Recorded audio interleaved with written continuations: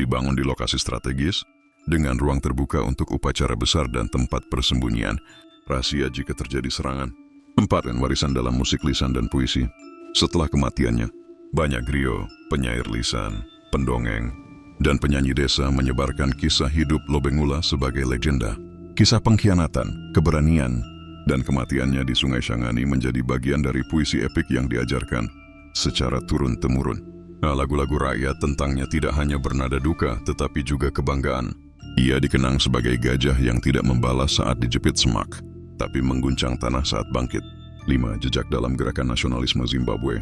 Saat Zimbabwe bergerak menuju kemerdekaan pada abad ke-20, tokoh-tokoh seperti Joshua Nkomo dan pemimpin ZAPU mengambil inspirasi dari perlawanan rakyat. Matabele dengan Lobengula sebagai tokoh utamanya. Nama dan warisan raja ini digunakan untuk membangkitkan semangat, merangsang kesadaran politik, dan menegaskan bahwa kemerdekaan bukanlah hadiah, melainkan warisan yang sempat direnggut. Patung, sekolah, bahkan unit militer gerilya dinamai atas namanya. Warisan Lobengula hidup kembali di medan perang modern sebagai simbol bahwa penjajahan tidak pernah sepenuhnya menaklukkan jiwa Afrika. 6. Penyesalan historis dan rehabilitasi nama. Di era modern, banyak sejarawan, bahkan di Inggris, mengakui bahwa perjanjian Rudd adalah bentuk penipuan terang-terangan. Surat Lobengula yang ditujukan kepada Ratu Victoria kini dianggap sebagai dokumen historis yang mengungkap kegagalan moral kekaisaran Inggris.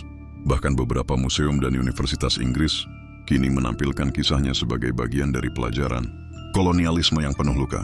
Dalam konteks ini, warisan Lobengula bukan hanya milik Afrika, tetapi juga bagian dari refleksi global tentang keadilan, kebohongan diplomatik, dan hak sebuah bangsa untuk menentukan nasibnya sendiri.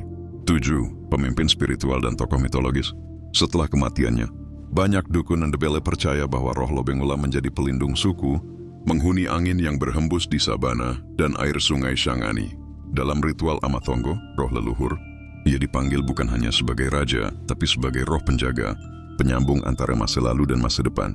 Di banyak upacara, namanya disebut sebelum panen dan sebelum perang. Ia telah melampaui status manusia biasa, menjadi semacam totem spiritual bagi bangsanya. Kesimpulan, raja yang tidak mati. Raja Lobengula bukan hanya penguasa terakhir Matabeleland sebelum jatuh ke tangan penjajah, tetapi penanda dari akhir satu zaman dan permulaan zaman baru penuh perlawanan. Ia adalah kajen yang tidak menyerang tetapi juga tidak melarikan diri. Ia adalah suara tenang sebelum badai.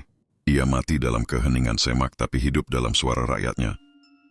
Tidak semua yang tersenyum adalah sahabat. Kadang senyum menyembunyikan senjata.